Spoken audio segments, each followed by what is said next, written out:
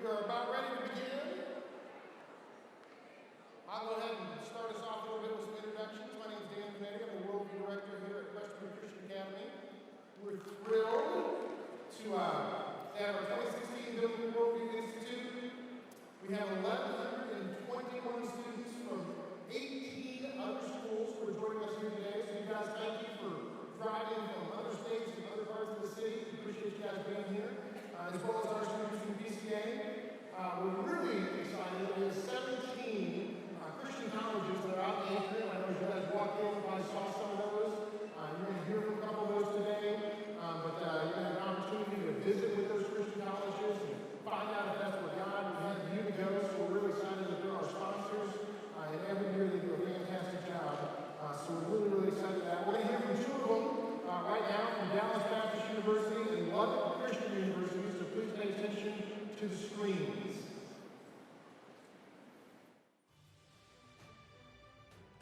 The first step to discovering the world starts by discovering who you are and who God created you to be. You have the potential to change the world by learning how to serve the world. We can show you how. Dallas Baptist University, developing servant leaders, transforming lives.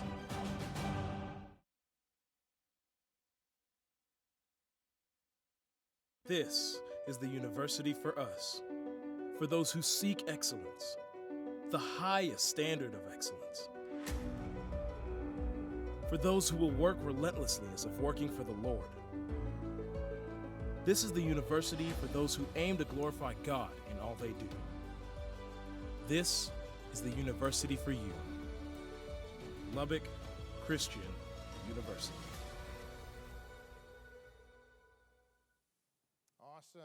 Awesome. We've got alumni that have been to both of those Christian universities. Fantastic. So get to know them as well as some of the other Christian schools that you'll see later today. Let's go ahead and open up in a word of prayer, and then we'll get to our first speakers of the day. Dear Heavenly Father, thank you so much for a wonderful day. Lord, thank you for the students, for the speakers that have come in, Lord, for the schools that are here. Lord, I just pray that you would bless our time today, Father, with your presence. Father, I pray that you would just open up our eyes and our ears to hear, Father, the truth that's going to be revealed to us today. Father, I just pray that you help us to think hard, Father, about what's being said and the ideas that are being presented, Father. I just pray that you help us to walk away from them changed.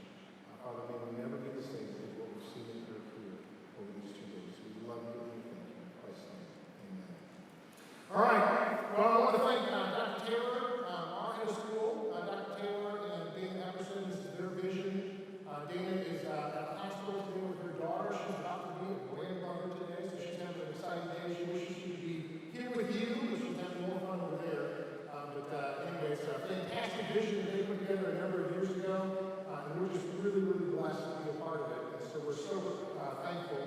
We're thankful for our church, Prestonwood Baptist Church, for letting us come in here and use their facilities, for their tech guys and all their media people that help run this and put this together. We are really, really thankful for them and all the service that they do for us. And so we're just blessed to have them. But what you guys are here for is to hear from a couple speakers. 4 different speakers today, and what we're going to do is I'm going to introduce to you 2 of them at a time, and then after one of them speaks, there'll be a video in between, so I'm going to go back up each time you interview. So I'm going to have 2 introductions right now. So just pay attention. You've got the book right in front of you, probably, so you can take notes in that. Make sure you get good notes in that. It's going to be great for you to remember what they said when we leave here. But let me tell you about the first 2 people you'll hear from today. First one you'll hear from is Dr. Turek. Dr. Turek is a well-known speaker and author.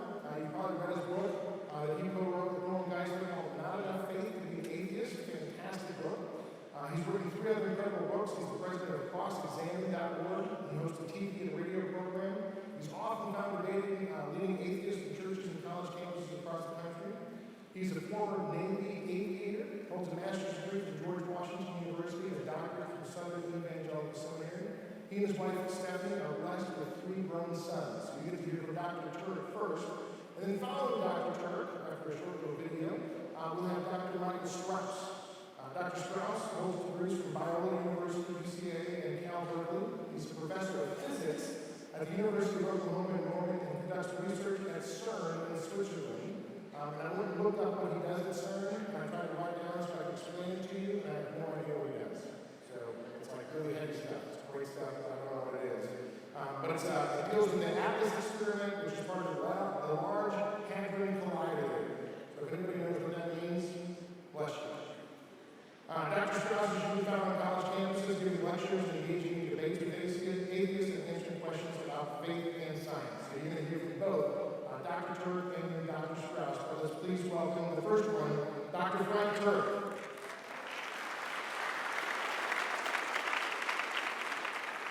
Thanks, Dan. Good morning, ladies and gentlemen. What I'm going to say this morning is extremely controversial. Whenever you call something, I don't have enough faith to be an atheist, it's going to be controversial. So it's absolutely critical that you listen closely. Because I don't want you walking out of here thinking I said something I did not say.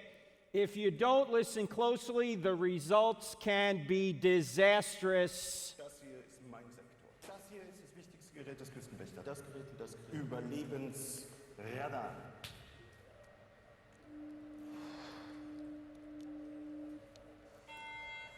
Mayday, Mayday. Hello, can you hear us? Can you hear us? Can you... Over. We are sinking. We are sinking. Hello? This is the German Coast Guard. We are sinking. We're sinking. What are you thinking about?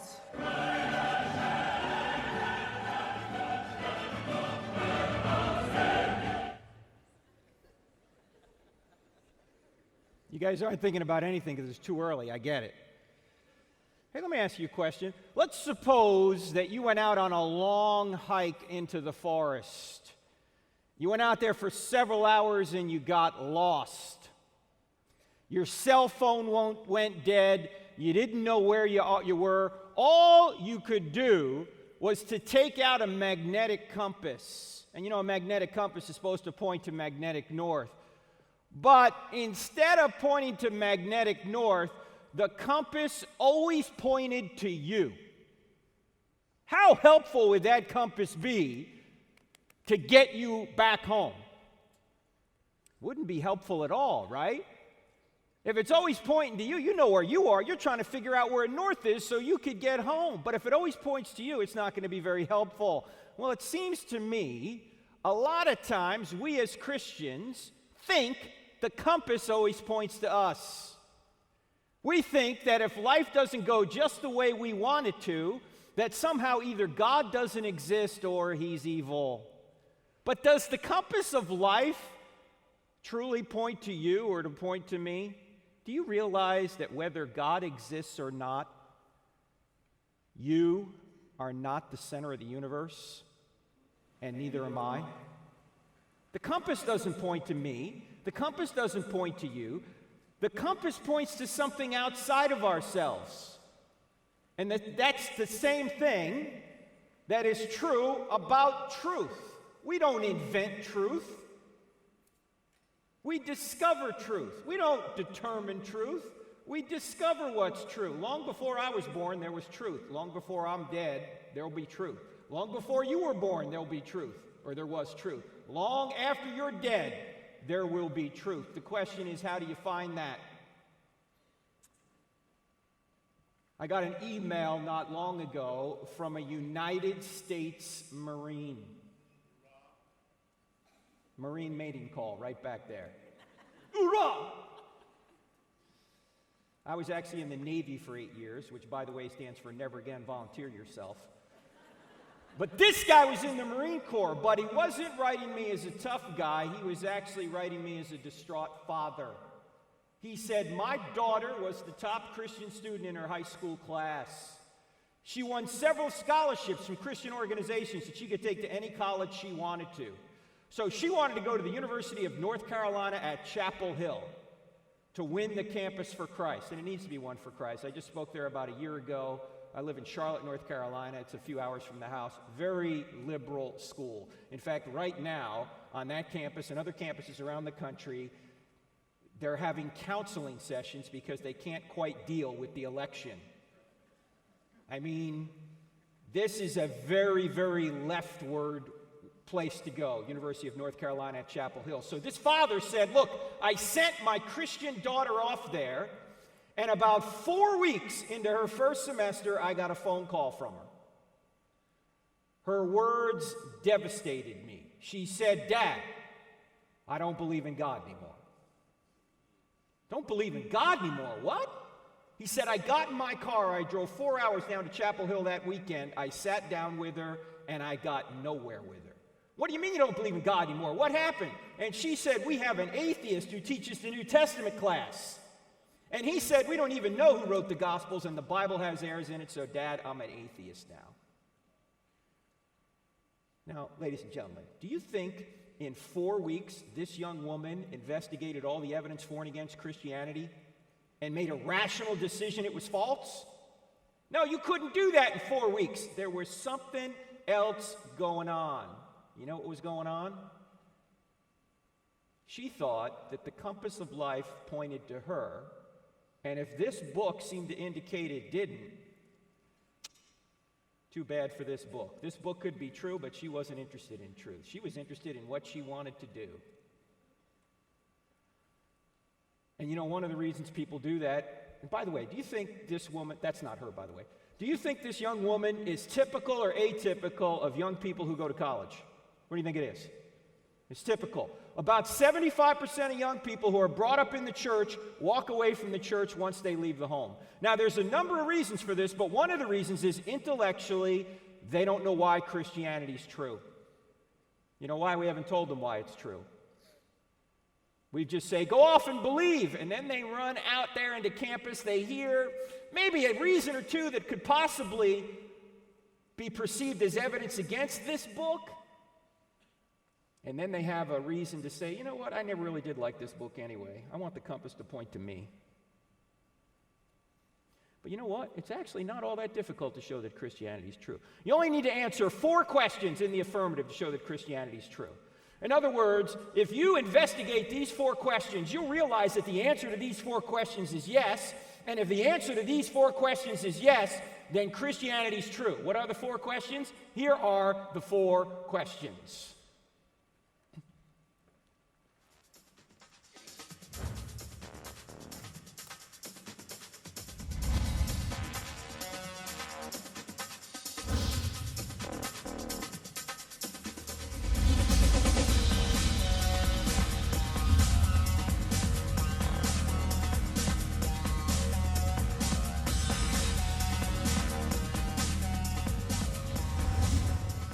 That is some pretty groovy music, isn't it? Yes, that is actually from our TV show. Dan said we have a TV show. There it is. On Wednesday nights here in Dallas, it would be 8 p.m. and midnight on DirecTV channel 378. If you don't have DirecTV, it's on Roku. Have you guys heard of Roku? Roku is kind of like a box you plug into your TV. It's NRB TV. Check it out there. If you don't have DirecTV and you don't have Roku, there's this new thing out there called the Internet. Have you heard of this? Okay, this is on the Internet at our website up there in the corner, crossexamined.org. You can tune in and watch the program streaming live. It's also on our app I'll tell you about later. We're on radio every Saturday morning, and I know if you're in high school or you probably don't get up by 10 a.m. You probably get up by the crack of noon on Saturday, so that's okay. It's podcasted.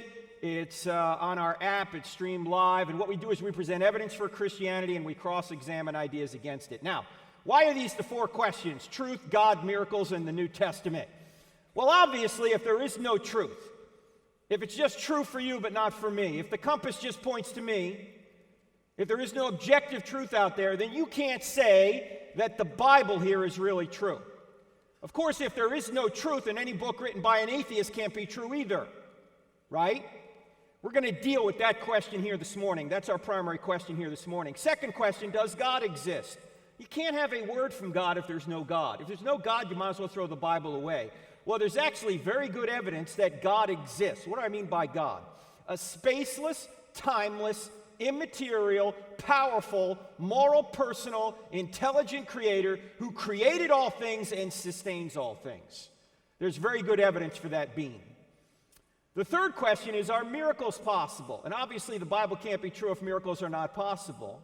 But I actually think there's very good evidence that not only are miracles possible, but the greatest miracle in the Bible has already occurred, and we have scientific evidence for it. In fact, Dr. Strauss may touch on that scientific evidence in the next session.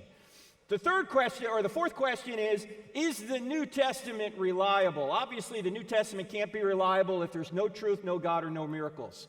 But if truth exists, God exists, and miracles are possible, then we can see if the events of the New Testament really did occur. Was there really a man named Jesus who came, claimed to be God, and proved it by predicting and accomplishing his resurrection? And I think there's very good evidence that that is indeed the case as well. In fact, we go into the evidence in the book, I Don't Have Enough Faith to Be an Atheist. Now, some of you look at it and go, wait, Frank, what about the Old Testament? Do you believe the Old Testament's true? Well, look, if the New Testament documents are reliable, you get the Old Testament thrown in. Why? Who's in the New Testament that can authenticate the Old Testament? Jesus, right? If Jesus really is God, as the New Testament documents claim he is, now that's a big if, but if he really is God, if the evidence says he is, if he really did rise from the dead, then whatever God teaches is true. Jesus taught the entire Old Testament as the Word of God. So if the New Testament's just reliable, you get the Old Testament thrown in, right? Now that's the big picture. That's the whole book in 2 minutes. If you want to go further, you can. You can get the book. You can get a DVD set called Why I Still Don't Have Enough Faith to Be an Atheist. There's curriculum that goes with it, workbooks. There's also a new book out there called Stealing from God. Ladies and gentlemen, this book is not about tithing, okay? Is this about tithing? No, not that there's anything wrong with tithing, but the subtitle of Stealing from God is Why Atheists Need God to Make Their Case. I've noticed that when atheists are trying to say there is no God, they're actually stealing aspects of reality from God in order to say he doesn't exist, and that's what that new book is about. Now, by the way, all the proceeds from the sale of the books and the DVDs will go to feed needy children. Mine. Okay? Just so you know, I got 3 sons, so I need some help. Actually, they're all grown now. As Dan said, they're grown. In fact, the oldest 2 are actually in the military now. After they got through high school, they went off to college and they said, Dad, we're thinking of going to the military. What should we do? I said, well, look, if you want to fight, go Navy. Why? Because wherever there's a problem, we just pull our aircraft carrier up and we take care of it. We don't have to ask for permission to use runways or any of that. We just take care of the problem. But if you want a nice life, go Air Force. So they went Air Force. The oldest son is an intelligence officer in the Air Force. He reads your emails every day. The second son is a KC-10 pilot. He's out in California. He refuels other planes. That's his main job, to refuel other planes. So what we say about Spencer is that every day what Spencer does is he flies up to 30,000 feet and he sits around and he passes gas. And he gets paid for it. Every man's dream to get paid for passing gas. If I got paid for passing gas, I'd be a multi-millionaire already. The third son, he's out of the house. Actually, he just moved back. He lived in Birmingham, Alabama for a while. We live in Charlotte now, and he moved back to get a new job, but hopefully he'll be moving out of the house again soon as well. But in any event, if you want, by the way, bring up that PowerPoint again. If you want this PowerPoint presentation I'm about to show you, if you go to that website right there, crossexamine.org/FF, that stands for Fearless Faith, and you send us an email at that address, I'm going to send you this PowerPoint presentation in a PDF form. I'm also going to send you some other presentations from some colleagues of mine. I'll send you the first chapter of the Stealing from God book, a whole bunch of other stuff. But you got to send us an email there. We're not going to share your email with anybody else. And the PowerPoint presentation I'm going to give you is a lot more robust than the one I'm about to show you here, because as of right now, I only have 26 minutes left. And that PowerPoint presentation is probably about 150 slides. We're not going to go through them all here today, but if you want to do that, you can, all right? We're going to cover just one topic here today, one question: does truth exist? Are you guys ready to go? All right. Whenever you start talking about truth, you always have to start with Jack Nicholson. Right? Now, this movie was made before you were born, but you all know it. Tom Cruise had him on the witness stand, and he said to him, "Colonel, I want the truth." And Nicholson said, no. He didn't say it that way. If he said it that way, the movie would have gone nowhere. All right? Let's try that again. Colonel, I want the truth. Much better, much better. Well, there's a lot of people out there who say who really can't handle the truth. They're saying, well, you got your truth, I got my truth, all truth is relative, and oh, by the way, the compass points to me. I'm the arbiter of all truth. If you don't get anything else out of what we talk about here this morning, if you get this one idea, it's going to be worth your time. In fact, this one idea I'm about to show you is the most important thinking skill I've ever learned. And I didn't learn it until I was 33 years old. I already had a master's degree and I didn't know this. This is the most important thinking skill you will ever learn. Many of you already know it. Some of you already know it, but you don't know you know it. All right? Here it is. If somebody were to ever say to you, there is no truth, you should ask that person a question. What should the question be? Yes, if somebody says there is no truth, you're going to say, is that true? Is it true that there is no truth? Because if it's true that there is no truth, the claim there is no truth can't be true, but it claims to be true. Did I say that right? Can everybody see this is a self-defeating statement? What's a self-defeating statement? Well, a statement that doesn't meet its own standard. For example, if I were to say, I can't speak a word in English, what would you say? Hey, you just did. You just used English to say that. Or if I were to say, my parents had no kids that lived. Or my brother is an only child. Or everything I say is a lie. Some of you will get that tomorrow. Or all generalizations are false. Some of you will never get that one, all right? These are self-defeating statements, and you have to get good at recognizing self-defeating statements. Why? Because they're everywhere in our culture, and most of the time, when somebody gives a supposed argument against Christianity, it's in some way self-defeating. Not all the time, but many of the time, I should say. It's self-defeating. So what you want to do here is you want to turn the claim on itself. See if the claim meets its own standard. That's the thinking skill I want to communicate to you. Always turn the claim on itself, and we're going to do this with several of these statements you hear in our culture.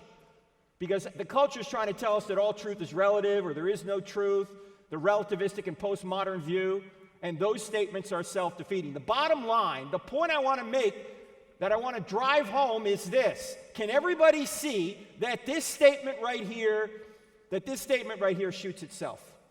Can you see that? It can't be true. How about this one? You're going to hear this a lot. There's no such thing as absolute truth. If someone would ever say that to you, what would you say to them? Is that absolutely true? Are you absolutely sure? See, because that is an absolute truth claim right there. And what, again, you want to do is you want to turn the claim on itself. How about this one? You hear this quite a bit. It's true for you, but not for me. How about if somebody says that to you? What should you say to them? This is also self-defeating. It's just a little bit more subtle. If somebody says it's true for you, but not for me, say, hey, is that true for everybody? Is true for you, but not for me, true for everybody?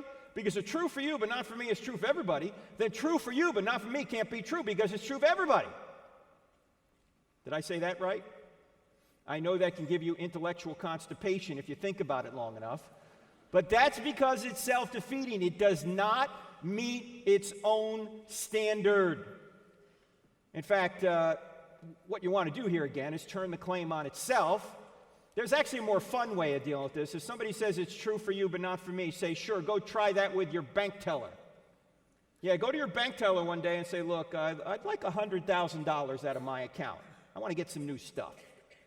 And your bank teller looks at your account and says, I'm sorry, you only have $47.06 in your account. Don't worry. Simply say, that's true for you but not for me. Give me the $100,000. Are you going to get the money? No, if it's true, there was only $46.06 in your account. That's true for all people, at all times, in all places when referring to you. It's just true. Or let's say you just got your license, you're going a little fast down the highway, you're going 90, and it's 65. Cop sees you, pulls you over, knocks on the window. You put the window down. He looks down at you and he says, "You were going 90 in a 65. It's easy to get out of a ticket. You simply look back at him and you go, "That's true for you, but not for me." And you speed away. He can't give you a ticket if it's not true for you. No, if it's true that you were going 90 at that time, it's true for all people at all times and all places. It's just true. You know, I go to a lot of churches, and I normally ask people in the church, "Do you believe this book is true?" And most people will say, "Well, yeah, I think it's true." And then I'll ask them, "Why?" You know what answer I get more than any other? "Because I have faith." Is that a good reason? Is that a good answer, "because I have faith"? Does your faith change whether or not this book is true? Do you have to believe something to make it true? Do you have to believe in gravity to stay on the ground? Do people who don't believe in gravity float away? Hey, look, there's another one. Hey, if you believe, you'll come back. No, that's not the way it works. You say, well, why is the Bible always talking about faith then? Because there's two kinds of faith. There's belief that, and then there's belief in. Belief that is getting evidence that God exists, that Jesus rose from the dead, that the Bible is true. That's what we mean by apologetics. We're not apologizing, we're giving evidence for what we believe. And all the speakers here are going to be doing that. We're giving evidence for what we believe. But all the evidence in the world won't get your bad deeds forgiven. Because you have to go from belief that to belief in. You see, there's a difference between belief that and belief in. Belief that is just intellectual. Belief in is intellectual and volitional. In other words, belief that is of the head, belief in is of the head and the heart. James, the half-brother of Jesus, who wrote that little book in the New Testament called James, says, even the demons believe that God exists, but they tremble. In other words, they know better than we do intellectually that God exists, but they don't trust in Him. Why? They don't want to trust in Him. We can see belief that and belief in relationships. When I first met my wife 31 years ago, I got evidence that she would be a good wife. But all the evidence in the world didn't make her my wife. I had to take a step of trust in her to ask her to be my wife. And in a momentary lapse of judgment, she said yes. See, that's the difference between belief that and belief in. The speakers up here can give you all the evidence for belief that, or a lot of evidence for belief that, but that doesn't mean you have to accept it. I was at the University of Michigan a few years ago debating an atheist. His name was Eddie Tabash. Nice guy, Beverly Hills attorney. During the debate, we had an opportunity to question one another, and here was Eddie's question to me. He said, Frank, my mother was a survivor of the Holocaust. She lived a life full of pain and suffering. Toward the end of her life, somebody offered her the gospel, but she rejected it, and then she died. Is she in hell right now? Tough question to ask in front of a secular audience. So I said, Eddie, I don't know where your mother is right now. I don't know if she had a deathbed conversion. But if she didn't accept Christ before she died, then God is too loving to force her into heaven against her will. You see, because the assumption behind the question is that everybody wants to go to heaven. That is not true. Who's in heaven? Jesus is in heaven. There have been people running from Jesus their entire lives. What's Jesus going to do in the afterlife to these people? Okay, you're with me now. How would that be loving? You say, what's this business about hell then? Hold on to that thought. Let me give you this illustration. I said to the audience at University of Michigan that night, I asked them a question. In fact, I'll just assume you're the University of Michigan audience. I'm going to ask the ladies a question. Ladies, listen. Ladies, have you ever had a young man pursue you whom you did not want to date? And some of you are going, yeah, and he's sitting next to me right now. He will not leave me alone. Every time I ask that question, the ladies giggle and the men look at their shoes. Is she looking at me right now? Well, ladies, suppose this man pursues you. He pursues you, he keeps pursuing you, and he asks you out, and you finally say, now look, I like you, but only as a... Ladies, why don't you just stick the knife in and turn it? Every man has heard the dreaded friend rejection. Gentlemen, if you ever hear the dreaded friend rejection, move on. She's not interested. In fact, I have some shocking news for you. She does not even like you as a friend. Because if she did, she'd be interested, but she's not. Well, ladies, suppose this man continues to pursue you. He continues to pursue. He keeps asking you out, and he finally says, look, I love you so much, I'm going to force you to love me. Run, screaming from the building. Can he force you to love him? No, love by definition must be freely given. So, ladies, if he truly did love you, what would he do? He would leave you alone. That's exactly what God does for us. He sends us cards, letters, and flowers. He sends us creation. So we know there's a creator. How do we know God exists? We know God by his effects. We see a creation, we know there must be a creator. We have a moral law written on our hearts, we know there must be a moral lawgiver. He sends us the Bible. He sends us missionaries. He sends us to conferences like this. If you're a Muslim in a country that can't get the gospel, he may send you a dream or a vision or an appearance of him. But if he does all that and you keep saying, no, no, no, no, God will leave you alone. You see, if there is a God, and there is, and if there is an afterlife, and there is, there's only two possible destinations. You're either going to be with God in the afterlife, or you're going to be separated from God in the afterlife. With God is heaven, separated from God is hell. You say, what could be so bad about hell? You're just separated from God. You're on your own. Do you know that people, regardless of whether they're Christians or not, receive some of the common grace of God? In other words, we all experience goodness, we all experience relationships, we all experience a hope for the future, we experience love, we experience these things. His rain falls on the just and the unjust. But I want you to imagine a place where there is no love, there are no relationships, there is no hope. There's just stone cold, narcissistic self-absorption. That is Washington. Actually, that's hell. You're separated from the ultimate source of goodness. God will leave you alone if you don't want him, because that's the loving thing to do. And that's true whether you believe it or not. So it's not just true for you, it's not just true for me, it's true whether you believe it or not. How about this one? You're going to hear this quite a bit, particularly when you go to college. There's no truth in anything but science. Can anyone see the problem with this claim? What's the problem? Apply the claim to itself. Turn the claim on itself. What's the problem? Yeah, just ask them a question. Just say, is that a scientific truth? No, that's a philosophical claim. In fact, you can't do science without philosophy. Science is built on philosophy. In fact, when you get a PhD, what does a PhD stand for? Philosophy. Whether it's philosophy of physics, biology, history, whatever it is, all academic degrees are built on philosophy. Why? Because I define philosophy as right thinking about reality. All data needs to be gathered, and all data needs to be interpreted.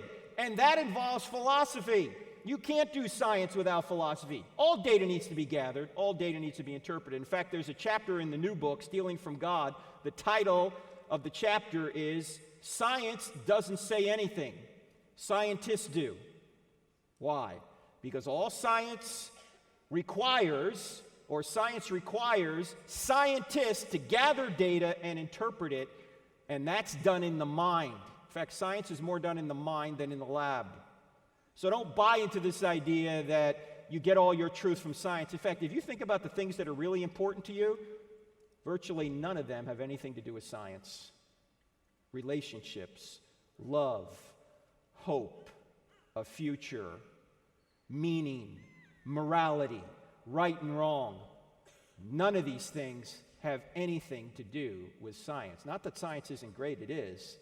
But the most important things are in life, don't have anything to do with science. You ask your friend, do you love me? And your friend says, I don't know, let me put it in some kind of machine and see if I do.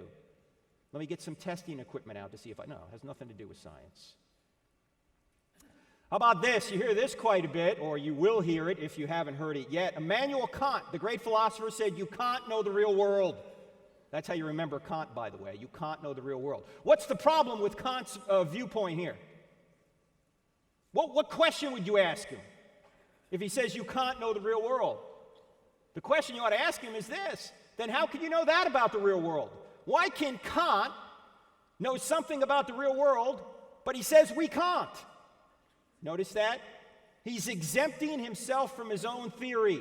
What you want to do is turn the claim on itself. If Kant says you can't know the real world, how can you know that about the real world? And by the way, for those of you that do get into philosophy pretty deeply, if you don't understand Kant, then you won't understand philosophy. Modern philosophy is all built around Kant, and it's built around his error when he says you can't know the real world. How about this? You may hear people say you should doubt everything. What are you going to say? Turn the claim on itself. Somebody said it. Yeah, should I doubt that then? You see, why are skeptics skeptical of everything but skepticism? You notice they doubt everything but skepticism? What you want to do is turn the claim on itself. Now, let me ask you guys a question in here. I assume many of you are Christians, probably not all. Regardless of whether you're a Christian or not, you could be an atheist. How many people in here sometimes doubt what you believe about reality is true? Put your hand up. Look, I doubt sometimes. I wrote a book called I Don't Have Enough Faith to Be an Atheist, and sometimes I doubt too. In fact, when I think about my doubts, however, most of my doubts are emotional. They're not intellectual. In other words, the evidence for Christianity is very strong. But if I'm having a good day, everything looks great. If I'm having a bad day, I don't know if this stuff's really true. Good day, everything's fine. Bad day, I don't know if this is really true. Now, what's changing? Am I changing, or is the evidence changing? I'm changing. I'm going up, I'm going down. I'm going up, I'm going down.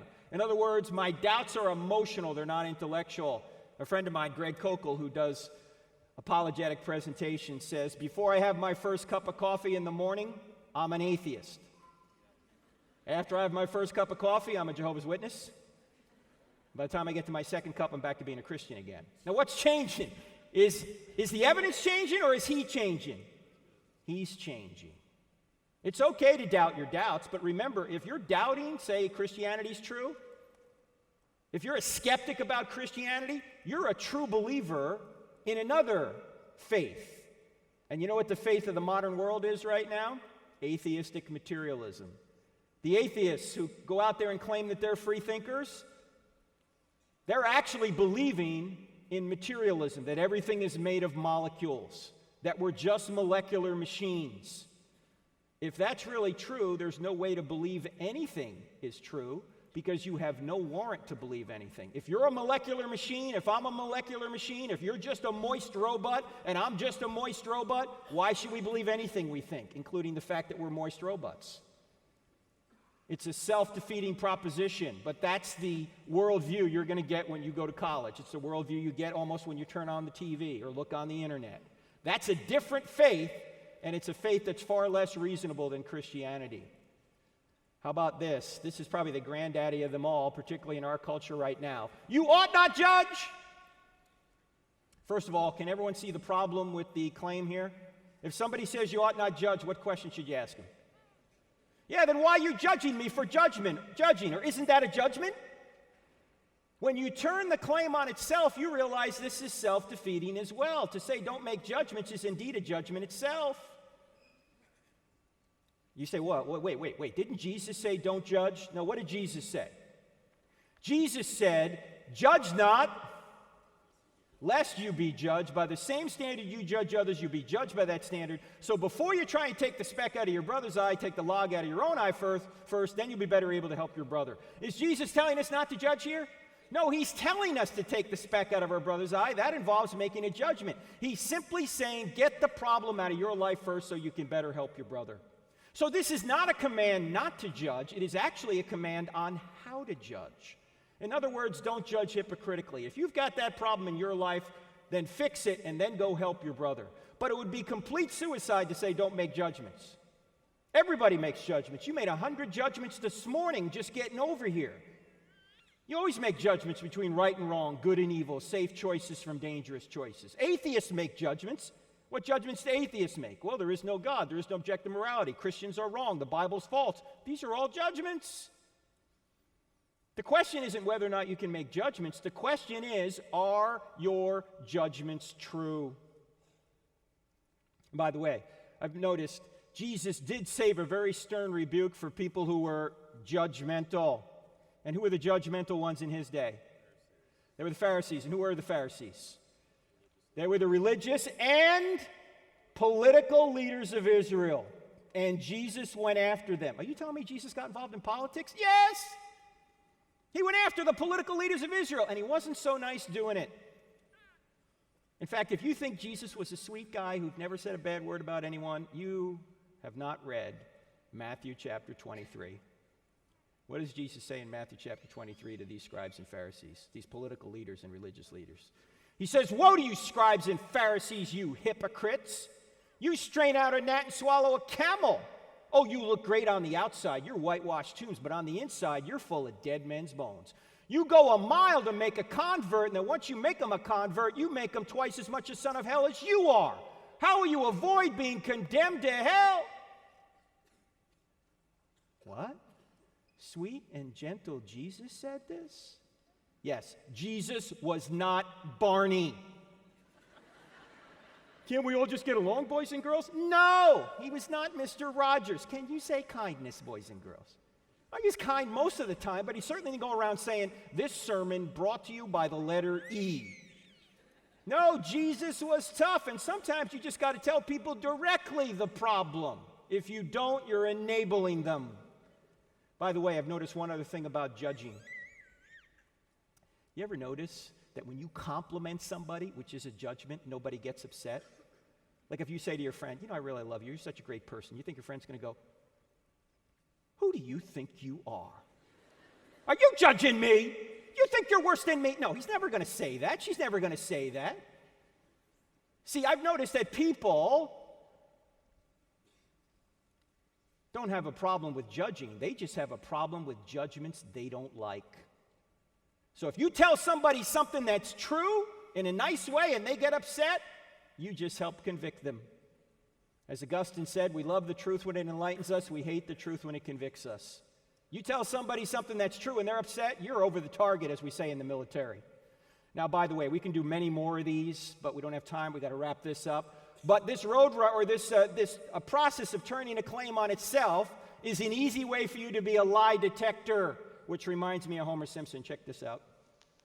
Now we're going to run a few tests. This is a simple lie detector. I'll ask you a few yes or no questions, and you just answer truthfully. Do you understand? Yes.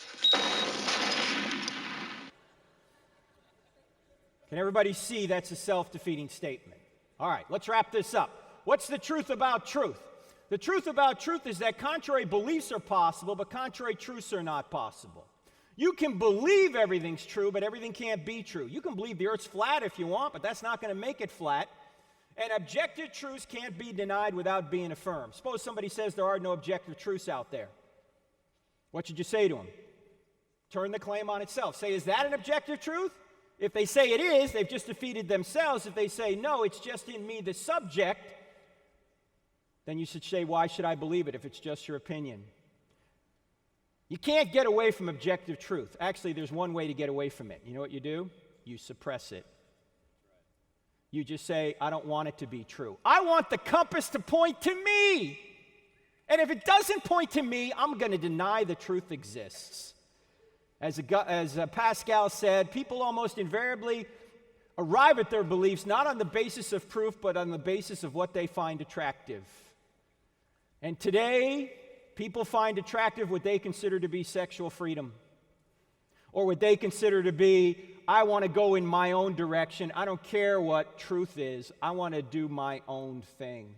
That's why, ladies and gentlemen, the one question you should ask people who are not Christians is this question. This is the most important question you can ask somebody. And if you're not a Christian, I'm going to ask you this question right now, and think about an honest answer. Here it is. If Christianity were true, would you become a Christian?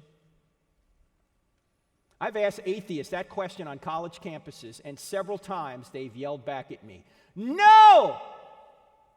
No? I ask you if Christianity were true, would you become a Christian? And you say no? How's that rational? How's that reasonable? It's not. The problem isn't here. The problem's here. They don't want it to be true. They want to go their own way. They want the compass to point to them. All right. Does the compass point to them? No, it doesn't. It points to you. It doesn't point to you. It points ultimately to God. God is the ultimate source of all truth. Now, for more on this, as I mentioned, you can get the books and the DVDs. There's that website again that you just plug into your browser and send us an email. We're on YouTube, Twitter, and Facebook. Our Facebook page is crossexamine.org and also Dr. Frank Turek, Dr. Frank Turek. We put several posts out there a day. Some of them are short videos that you can share with others, so check that out. In fact, we're so into YouTube, Twitter, and Facebook, we've actually combined these three into one social media platform. We call it UTwitface. Okay, so you may want to sign up for that. We're on radio, as I mentioned. We're on DirecTV. Last thing, because I got to get Dr. Strauss up here. He's going to walk up here right now. Come on up, Dr. Strauss. Get our app, the Cross-Examined app. 2 words in the App Store, Cross-Examine. 2 words in the App Store, Cross-Examine. It's got a quick answer section on there. It also has our TV and radio programs on there, so check that out. And I want you to have this because I don't want you guys going to college and one day calling home and say, Dad, I don't believe in God anymore. All right, thanks, folks. Here's Dr. Michael Strauss from Oklahoma University.